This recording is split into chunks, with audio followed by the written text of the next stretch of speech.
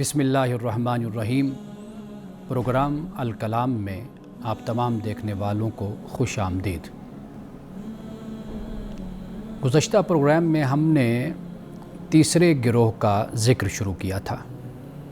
میں آپ کی یاد دہانی کے لیے یہ بتاتا چلوں کہ سب سے پہلے ہم نے مومنین کا ذکر کیا تھا، جس طرح سورۃ البقرہ میں سب سے پہلے مومنین یعنی متقین کا ذکر ہوا۔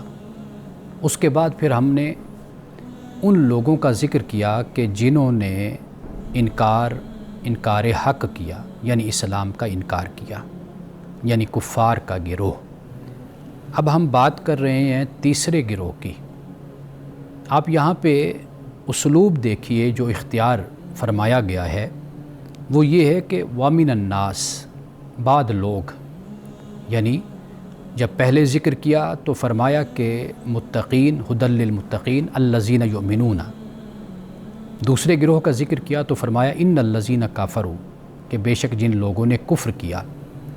لیکن یہاں پہ اللہ سبحانہ وتعالیٰ نے اس گروہ کا کوئی نام نہیں دیا۔ اس کی وجہ کیا ہے؟ اس کی وجہ یہ ہے کہ یہ منافقین کا گروہ ہے۔ منافقین کا طبقہ یہود میں سے بھی تھا اور مختلف قبائل سے ان کا تعلق تھا۔ جیسے عبداللہ بن ابی، یہ ایک قبیلے سے اس کا تعلق تھا، یعنی اوس، خزرج، اور جو یہود کے قبیلے تھے وہ بنو قینقاع، بنو قریظہ، بنو نذیر، یہ یہود کے قبائل تھے۔ اس کے علاوہ دیگر لوگ بھی تھے، لیکن نصرانی ان کا ہمیں ذکر نہیں ملتا، یعنی اگر یہ تھے بھی صحیح تو ان کی تعداد نہ ہونے کے برابر تھی۔ اب یہاں پہ اللہ پاک جب ذکر کرتا ہے اس گروہ کا تو فرماتا ہے وَمِنَ النَّاسِ، کے بعد لوگ، یعنی یہ لوگ اس قابل بھی نہیں ہیں کہ ان کو کوئی نام دیا جائے، یعنی نفاق کوئی کریکٹر نہیں، کوئی کردار نہیں ہے۔ متقین ہونا، ایمان والا ہونا، یہ ایک کردار ہے۔ جن لوگوں نے کفر کیا، یعنی برملا علی الاعلان مخالفت کی، چلیں یہ بھی ایک کردار ہے کہ جس نے حق کو جھٹلایا، لیکن ان کا پتہ تو ہے نا، علم ہے۔ لیکن ایک گروہ وہ ہوتا ہے معاشرے میں، سماج میں، کہ جو نہ کھل کے مخالفت کرتا ہے نہ کھل کے حمایت کرتا ہے۔ اگر کچھ اس کو کرنا پڑے تو ظاہری طور پر وہ کبھی اس کی طرف ہو جاتا ہے اور باطنی طور پر وہ کسی اور کی طرف ہوتا ہے، اور اسی طرح کبھی اپنی حمایت کو بدل لیتا ہے، کبھی اپنی مخالفت کو تبدیل کر لیتا ہے۔ تو یہ کوئی کریکٹر نہیں ہے۔ تو اس لیے قرآن پاک نے یہاں پر وَمِنَ النَّاسِ صرف یہ ذکر کر دیا کہ بعد لوگ ہیں مَن یقول آمنا، جو کہتے ہم ایمان لائے اللہ پہ، وبالیوم الآخر، اور آخرت پر ایمان لائے، وما ہم بمؤمنین، اور وہ ایمان لانے والے نہیں ہیں۔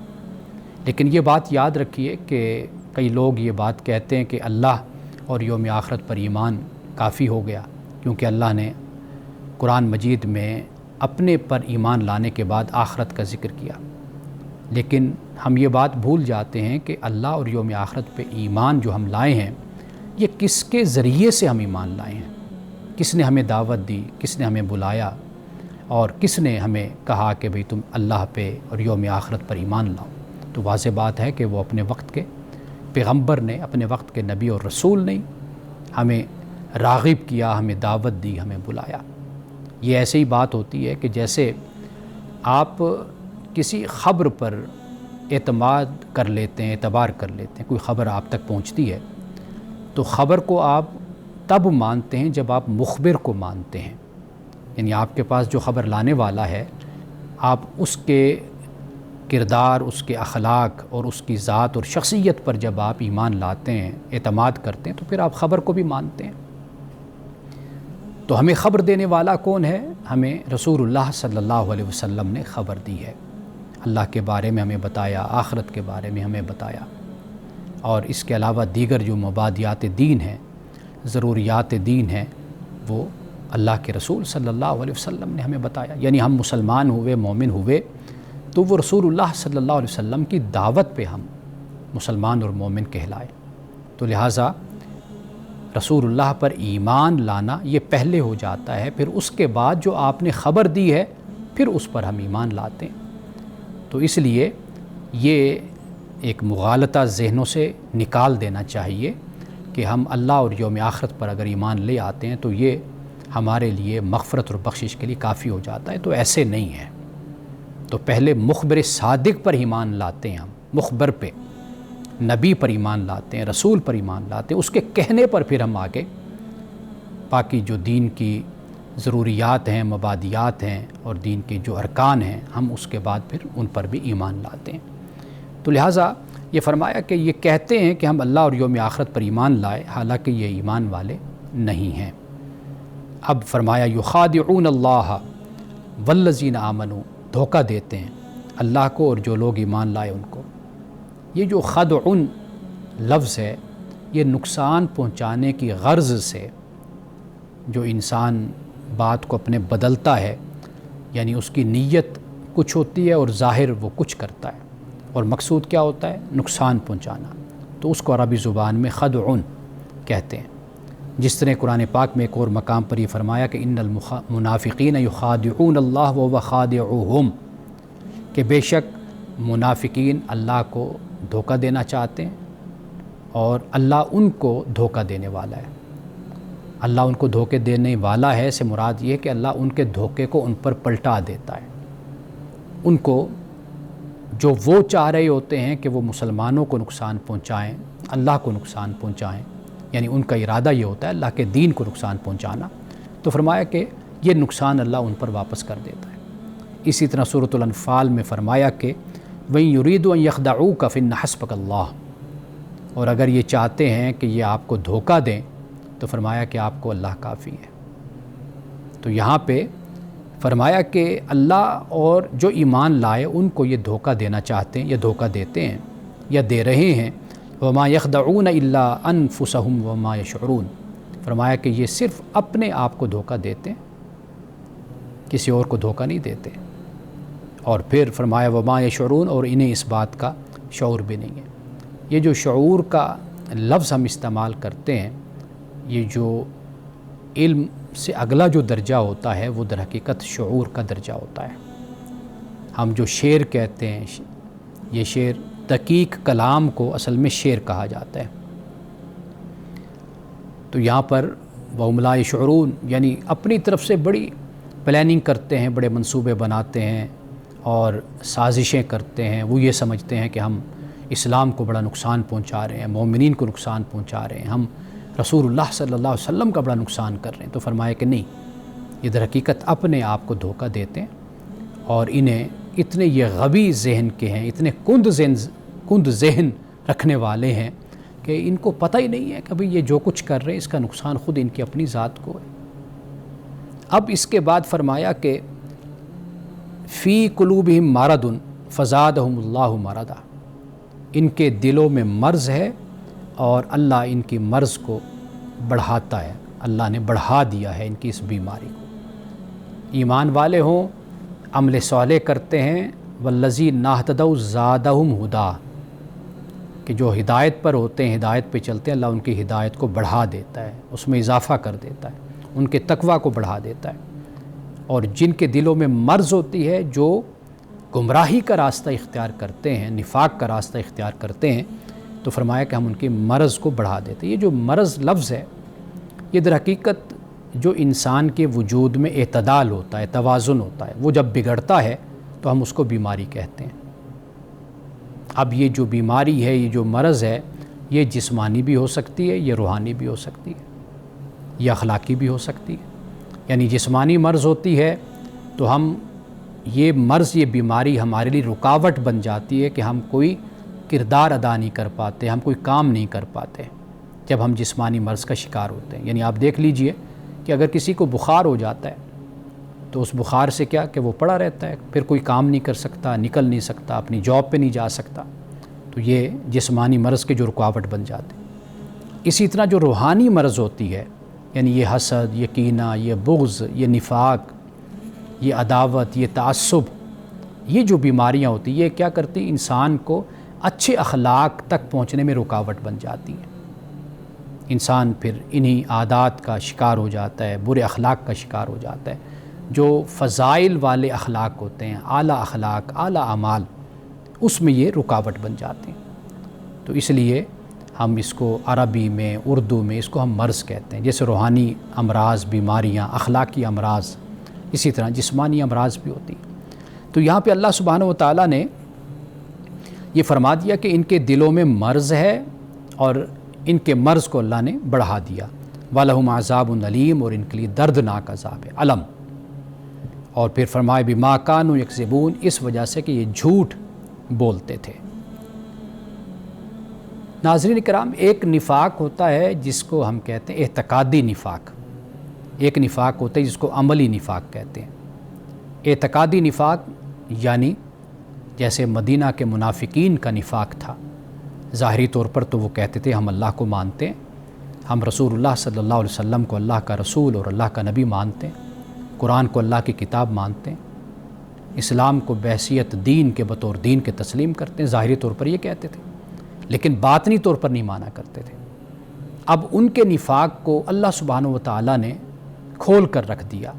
رسول اللہ صلی اللہ علیہ وسلم کو بتایا وحی کے ذریعے سے کہ یہ فلاں فلاں لوگ منافق ہیں. ظاہری طور پر خود کو یہ مسلمان کہتے ہیں، لیکن باطنی طور پر یہ مسلمان نہیں ہیں، یہ نفاق کا شکار ہیں. اسے کہتے ہیں اعتقادی نفاق. اور یہ بات یاد رکھ لیجئے کہ ہم آج اس دنیا میں کسی کو اعتقادی منافق نہیں قرار دے سکتے. یعنی کسی کے بارے میں یہ نہیں کہہ سکتے کہ یہ اعتقادی نفاق کا شکار ہے، اس لیے کہ اعتقادی نفاق کے لیے اللہ کی وحی کا اترنا، رسول کا موجود ہونا، اور رسول کو مطلع کیا جاتا ہے کہ یہ شخص اندر سے ہی منافق ہے. کیونکہ ہم تو کسی کے دل کو اور کسی کے باطن کو نہیں دیکھ سکتے، تو لہٰذا ہمیں کسی کے بارے میں یہ رائے نہ قائم کرنی چاہیے، نہ رائے دینی چاہیے، اور نہ کسی کے بارے میں یہ بات کہنی چاہیے کہ یہ شخص اعتقادی طور پر منافق ہے، کیونکہ ہمیں اس کے باطن کا علم نہیں ہے. جہاں تک بات ہے عملی نفاق کی، تو اس پہ ہم بات کرتے ہیں ایک وقفے کے بعد.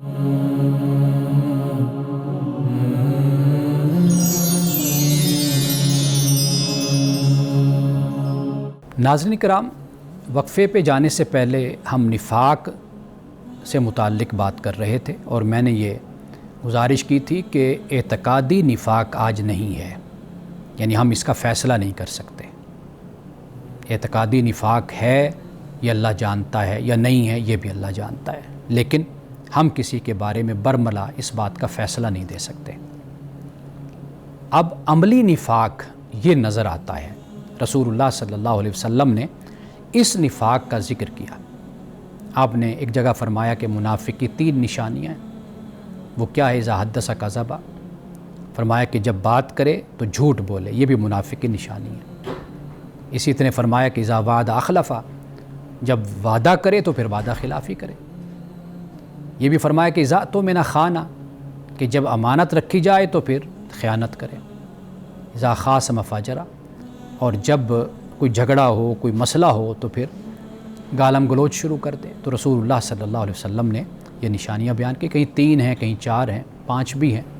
یہ مختلف نشانیاں ہیں. اب آپ یہ دیکھ لیجئے کہ عملی نفاق آج بھی پایا جاتا ہے. بدقسمتی یہ ہے کہ ہماری عادت ہے کہ ہم جب بات کریں گے تو جھوٹ بولیں گے، ہم وعدہ کریں گے تو وعدہ خلافی کریں گے، اور اس کو تو کوئی ہم لوگ اہمیت ہی نہیں دیتے کہ وعدے کو بھی پورا کرنا ہے. اگر کوئی ہمارے پاس امانت رکھوا دے، مجال ہے کہ اس کی امانت من و ان ویسے کی ویسے اس کو واپس کی جائے. اور اسی طرح جب کوئی جھگڑا ہو جائے، کوئی بحث ہو جائے، آپ دیکھ لیجئے کہ بات گالم گلوچ تک آ جاتی ہے. ہم ایک دوسرے سے لڑتے بھی ہیں، گریبان بھی پکڑتے ہیں، اور ایک دوسرے کو گالیاں بھی دیتے ہیں. وہ سیاسی اختلاف ہو سکتا ہے، وہ مذہبی اختلاف ہو سکتا ہے، وہ کوئی ویسے ہی رائے کا اختلاف ہو سکتا ہے. تو رسول اللہ صلی اللہ علیہ وسلم نے عملی نفاق کا ذکر کر دیا. یہ قیامت تک چاہے مسلمان بھی ہوں تو ان میں بھی یہ نشانیاں پائی جا سکتی ہیں، اور ہم دیکھتے بھی ہیں کہ عملی نفاق، عملی طور پر یہ نفاق ہمیں مسلمانوں میں نظر آتا ہے. اب یہاں پہ قرآن مجید نے بھی جو نفاق ہے، منافقین ہیں، ان کی کچھ باتوں کو، ان کی کچھ عادتوں کو بیان کیا ہے. میں چاہتا ہوں 1-2 وہ بھی آپ کے سامنے رکھ دوں. ایک تو یہ ہے کہ جو ہم پڑھ رہے ہیں، آگے بھی ان کی علامات یا ان کی عادتوں کو قرآن پاک نے یہیں پر ہی بیان کیا ہے، لیکن چند مقامات میں آپ کے سامنے رکھتا ہوں۔ جیسے میں نے چند نشانیاں بیان کر دی، قرآن مجید یہ بتاتا ہے کہ منافقین کا یہ طریقہ ہے کہ وہ کفار کو دوست بناتے ہیں مومنین کو چھوڑ کر، یعنی رسول اللہ صلی اللہ علیہ وسلم کے زمانے میں جو منافق تھے ان کا طریقہ کیا تھا؟ الذی یتخذون الکافرین اولیاء من دون المؤمنین، کہ یہ کفار کو، کافرین کو یہ دوست بناتے ہیں مومنین کو چھوڑ کر۔ ایک یہ بات ہے۔ اب چونکہ اس وقت تو صورتحال ایسی تھی نا کہ جیسے دو فوجیں آمنے سامنے کھڑی ہوئی ہیں، حالت جنگ میں مسلمان تھے، کسی وقت ہی ان پر حملہ ہو سکتا تھا، کسی وقت ہی ان کے خلاف سازش کامیاب ہو سکتی تھی، کسی وقت ہی سارے جمع ہو کر بھی حملہ کر سکتے تھے، جیسے احزاب میں ہوا، مختلف قبائل کے لوگ، خاندانوں کے لوگ جمع ہو کر مسلمانوں پر ٹوٹ پڑے۔ تو لیکن حالانکہ اندر رہنے والے یہ لوگ جو خود کو مسلمان کہتے ہیں، یہ دوستیاں کرتے تھے کفار کے ساتھ، مسلمانوں سے ان کی دوستی نہیں ہوتی تھی۔ تو قرآن مجید نے اس کو بیان کیا، اور ایک بات یہ بھی بیان کرتی کہ مذبذبین بین ذالک لا الہ الا ولا الہ الا، تذبذب کا شکار رہتے ہیں، نہ ادھر نہ ادھر۔ تو ان کی ایک صورت یہ بھی ہوتی ہے، جو مسلمان ہے، مومن ہے، وہ کلیئر کٹ، بالکل واضح طور پر، جس طرح ہم نے ھدی للمتقین میں ہم نے مطالعہ کیا، پڑھا کہ بالکل واضح عقیدہ بھی ہے، اعمال بھی ہیں، اللہ سبحانہ وتعالیٰ کے ساتھ جڑے ہوئے، حق اور باطل کا فرق بالکل واضح، دل مطمئن ہے، پرسکون ہے اس پر۔ تو یہ مومن کی حالت ہوتی ہے، اور منافق کیا؟ مذبذبین بین ذالک، ادھر اور ادھر، بس الجھے ہوئے، کوئی سمجھ نہیں آ رہی۔ اور ایک علامت قرآن پاک نے یہ بھی بیان کی، وَلَا يَذْكُرُونَ اللَّهَ إِلَّا قَلِيلًا، کہ خدا کی یاد سے غافل رہتے ہیں، ان کی یہ صورتحال ہے۔ رسول اللہ صلی اللہ علیہ وسلم نے بھی علامات کو بیان کیا، اور قرآن مجید نے بھی ان علامات کو، ان کی عادات کو بیان کیا، کیونکہ جب قرآن اتر رہا تھا اس وقت منافقین موجود تھے، ان میں اعتقادی نفاق بھی موجود تھا اور عملی نفاق بھی موجود تھا۔ یاد رکھیے کہ یہ جو اعتقادی نفاق ہے یہ خود بخود عملی نفاق کو پیدا کر دیتا ہے۔ تو وہاں پر رہنے والے جو لوگ تھے مدینہ کے، ان میں اعتقادی نفاق تھا، تو ساتھ یہ نفاق بھی ان میں پیدا ہو گیا، یعنی عملی نفاق بھی پیدا ہو گیا، اور اس وقت وحی کے ذریعے سے بالکل واضح کر کے بتا دیا گیا کہ یہ فلاں فلاں، بلکہ نام لے کر بتا دیا گیا رسول اللہ صلی اللہ علیہ وسلم کو کہ یہ لوگ منافق ہیں۔ اب اس کے بعد دیکھیے اللہ سبحانہ وتعالیٰ کیا فرماتا ہے۔ اب فرمایا کہ جھوٹ کا ذکر تو یہاں پر ہو گیا، یہ نہیں فرمایا یکذبون کہ جھٹلاتے ہیں، جھٹلاتے تو ہیں ہی، فرمایا کہ یکذبون یہ جھوٹ بولتے ہیں۔ اللہ سبحانہ وتعالیٰ کو جھوٹ بولنے والا شخص پسند نہیں ہے۔ قرآن پاک نے ایک نہیں کئی مقام پر اس بات کو بیان کیا کہ اللہ جھوٹ بولنے والوں کو پسند نہیں کرتا۔ اب اس کے بعد قرآن کہتا ہے وَإِذَا قِيلَ لَهُمْ لَا تُفْسِدُوا فِي الْأَرْضِ، جب انہیں کہا جائے کہ زمین میں فساد نہ کرو تو کیا کہتے ہیں؟ قَالُوا إِنَّمَا نَحْنُ مُصْلِحُونَ، کہ کہتے ہیں کہ اس میں کوئی شک نہیں، ہم تو اصلاح کرنے والے ہیں۔ اب یہ جو فساد کی بات ہے، فساد بھی در حقیقت جو حالت اعتدال ہوتی ہے اس سے نکل جانے کو فساد کہتے ہیں، یعنی امن ہے، سلامتی ہے، یہ کیا ہے؟ یہ اعتدال ہے، یہ توازن ہے، یہ ویلیو ہے، قدر ہے، اور پرماننٹ ویلیو ہے۔ میں ہمیشہ یہ بات کہا کرتا ہوں کہ یہ جو جنگ ہوتی ہے یہ ایکسیپشنل صورت ہوتی ہے، پرماننٹ صورت کیا ہے؟ وہ امن کی ہے۔ کوئی قوم بھی مستقل جنگی حالات میں اور جنگی حالت میں نہیں رہ سکتی، جنگ کی حالت میں، یہ کوئی حالت نہیں ہے۔ اصل جو فطری حالت ہے اور جو پرماننٹ ویلیو ہے، مستقل قدر ہے، وہ کیا ہے؟ وہ امن ہے۔ تو لہٰذا یہ فساد کرتے ہیں زمین میں، یہاں زمین سے مراد یعنی جہاں مسلمان رہ رہے ہیں، جو ایریا ہے، جو جگہ ہے مدینۃ المنورہ، تو وہاں پر یہ لوگ کیا کرتے ہیں؟ یہ فساد کرتے ہیں۔ اور قرآن کیا فرماتا ہے؟ انما نحن مصلحون، کہ ان کا کہنا یہ ہے کہ ہم اصلاح کرنے والے ہیں۔ اب اس کے بعد یہ فرمایا الا انہم هم المفسدون ولکن لا یشعرون، کہ خبردار بے شک یہی لوگ فساد کرنے والے ہیں لیکن ان کو اس کا شعور نہیں ہے۔ قرآن نے یہ بالکل کلیئر کٹ بات کو بیان کر دیا۔ اللہ سبحانہ و تعالیٰ کا دیا ہوا دین، اللہ سبحانہ و تعالیٰ نے جو پیغام بھیجا، جو دین بھیجا، جو قرآن بھیجا، اس کے مطابق جو زندگی گزارتا ہے وہ در حقیقت وہ مصلح ہوتا ہے۔ اللہ کے احکام کے مطابق جو معاشرے کی اصلاح کرتا ہے وہ در حقیقت مصلح ہوتا ہے، جسے ہم ریفارمر کہتے ہیں۔ اور جو اللہ کے دین کے مقابل کھڑا ہو جاتا ہے اور اللہ کے دین کو جھٹلاتا ہے، اللہ کے احکام پر نہ عمل کرتا ہے، نہ عمل کرنے کی ترغیب اور نصیحت کرتا ہے، اس سے دور رہتا ہے، تو وہ در حقیقت وہ مفسد ہوتا ہے، وہ فساد کرنے والا ہوتا ہے۔ اس کی کیا وجہ ہے یہ بھی سمجھ لیجئے۔ اس کی وجہ یہ ہے کہ جو بنانے والا ہوتا ہے، خالق ہوتا ہے، اس کو پتہ ہوتا ہے کہ اس کی جو چیز بنائی ہے اس نے، اس کا استعمال کیسے ہونا چاہیے۔ یہ کوئی اور نہیں بتاتا، یہ وہی بتاتا ہے جس نے بنائی ہوتی ہے۔ وہ اس کی ہر چیز سے، اس کی جزیات سے واقف ہوتا ہے۔ اللہ سبحانہ و تعالیٰ اس کائنات کو بنانے والا ہے، انسان کی تخلیق کرنے والا ہے، تو لہٰذا وہ سب سے زیادہ یہ جانتا ہے کہ میں نے جس کو بنایا ہے اس کا استعمال کیا ہے اور یہ کس طریقے سے اپنے وقت کو گزارے گا، اور وہ وقت یوٹیلائز صحیح راستے میں ہوگا اور صحیح طریقے سے ہوگا۔ تو لہٰذا اللہ سبحانہ و تعالیٰ نے یہ ہمیں بتا دیا کہ جو اس کے دین کے مطابق چلنے والا ہے وہ در حقیقت مصلح ہے، وہ معاشرے کی اصلاح کرنے والا ہے، اور جو اللہ کے دین کے خلاف ہے تو وہ در حقیقت مفسد ہے، فساد کرنے والا ہے۔ اب یہاں یہ بات بیان کرنے کے بعد ایک بڑی اہم بات ہے جو میں چاہتا ہوں کہ ذرا تفصیل کے ساتھ کسی وقت میں اس کو بیان کروں۔ ممکن ہے کہ اگلے پروگرام میں، اس کے بعد جو نیکسٹ پروگرام ہوگا کل، آپ اس میں یہ بات میری تفصیل کے ساتھ سن سکتے ہیں۔ وہ یہ کہ سیلف رائچسنس یہ ایک بیماری ہے۔ سیلف رائچسنس سے مراد یہ کہ اپنے آپ کو نیک سمجھنا، اپنے آپ کو پارسا سمجھنا، اپنے آپ کو حق پہ سمجھنا، اور دوسرے کے بارے میں یہ خیال کرنا کہ یہ تو باطل ہے، یہ تو جھوٹ ہے، یہ تو غلط ہے۔ اور یقین کیجئے کہ اس سوچ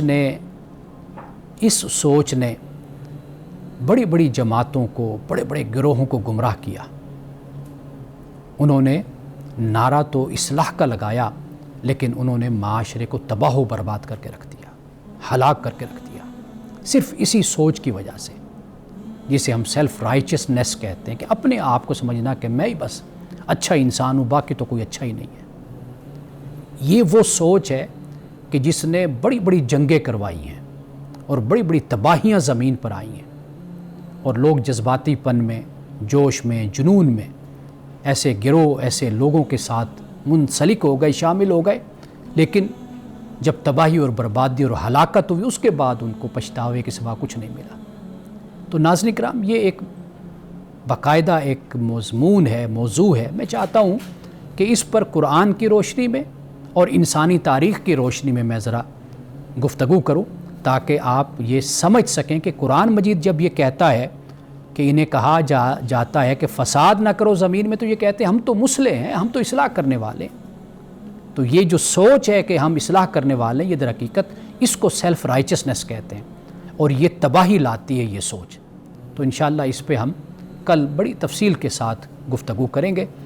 انہی الفاظ پہ میں وقفہ لیتا ہوں، وقفے کے بعد آپ کے سوالات کی طرف ہم آئیں گے۔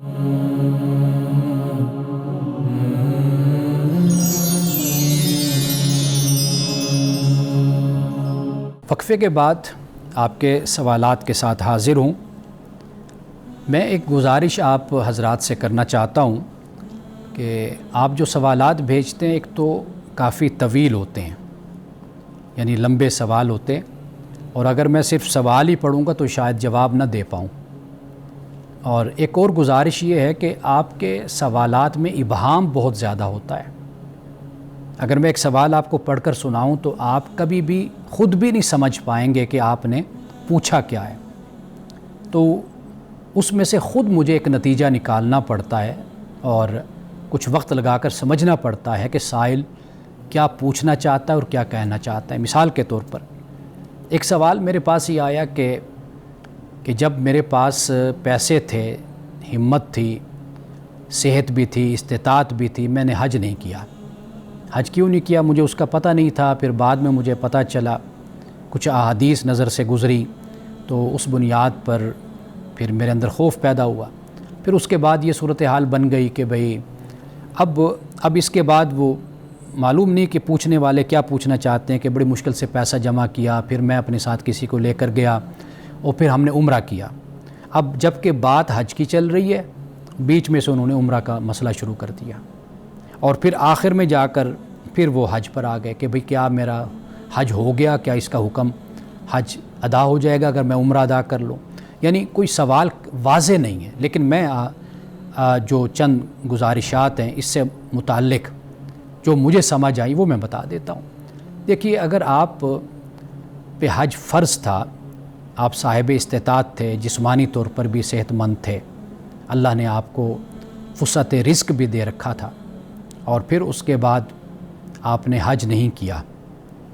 اب یہ حج آپ پر فرض ہے، یعنی آج اگر آپ استطاعت رکھتے ہیں مالی لحاظ سے اور صحت بھی رکھتے ہیں تو آپ پر لازم ہے کہ آپ وہ حج ادا کریں۔ ایک تو یہ بات ہوگی۔ ہاں، اگر ایسی صورت بن جاتی ہے کہ اب دولت تو ہے لیکن استطاعت نہیں رکھتے، یعنی دولت ہے، جسمانی طاقت نہیں رکھتے، استطاعت یہ نہیں ہے کہ آپ جا سکیں، تو لہٰذا پھر حج بدل کروا دیں، کسی کو بھیج دیں، یہ بھی صورت ہے۔ ہاں، اگر جسمانی طور پر بھی طاقت نہیں اور پیسے بھی نہیں، تو واضح بات ہے کہ اب اللہ تعالیٰ سے آپ استغفار کریں، معافی مانگیں، توبہ کریں اللہ تعالیٰ سے۔ ہاں، اگر بیچ میں عمرہ آپ نے کیا ہے تو عمرے سے حج نہیں ادا ہوگا۔ اگر آپ یہ پوچھنا چاہتے ہیں کہ جی حج تو نہیں کر سکا لیکن بیچ میں سے میں نے ایک شخص کو اپنے ساتھ لیا، کوئی رشتہ دار تھا، تاکہ وہ میرے لیے سہارا بن جائے اور میں عمرہ ادا کر لوں، تو کیا یہ عمرہ حج کا بدل ہو جائے گا؟ تو عمرہ حج کا بدل نہیں ہے، اس لیے کہ عمرہ ایک نفلی عبادت ہے، آپ چاہیں جتنی کریں، لیکن وہ جو حج ہے وہ آپ پر فرض ہے۔ یعنی اسی طرح آپ سمجھ لیجئے کہ آپ زکوٰۃ آپ پہ فرض ہے، آپ صدقہ خیرات ویسے کرتے رہتے ہیں، انفاق کرتے رہتے ہیں، تو صدقہ خیرات کرنے سے جو نفلی عبادت ہے اس سے آپ کا جو فرضی عبادت ہے وہ ادا نہیں ہوتی۔ نماز ہے، جیسے 5 وقت فرض ہے، آپ بے شک جتنے نفل پڑھتے رہیں تو وہ نفل ہی ہوں گے، تو فرض اس وقت ادا ہوگا کہ جب آپ اس فرض کی نیت کرتے ہیں۔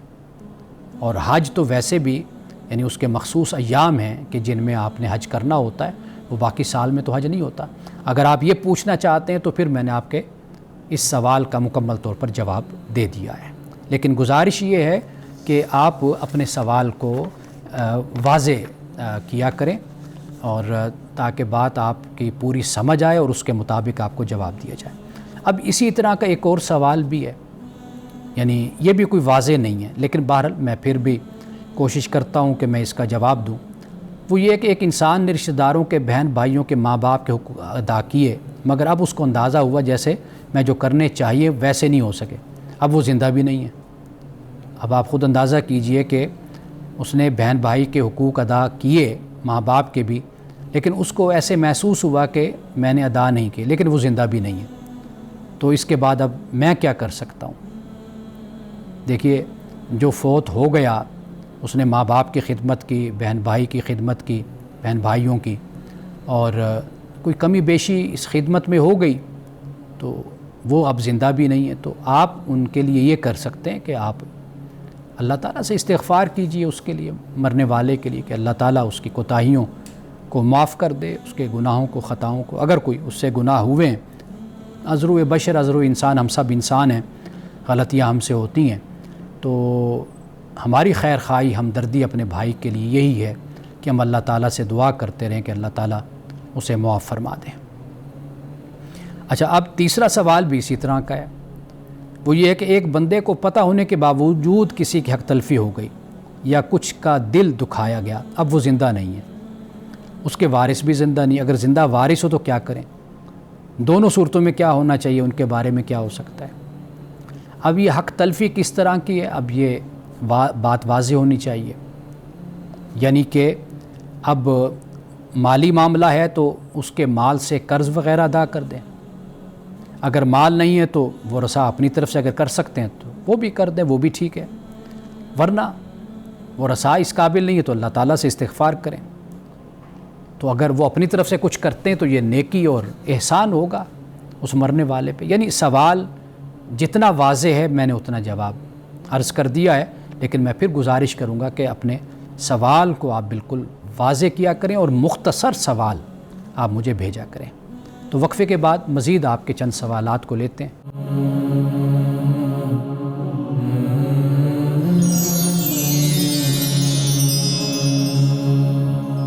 ایک سوال میرے پاس یہ بھی آیا ہے کہ رشتے کے لیے استخارہ کیسے کیا جائے؟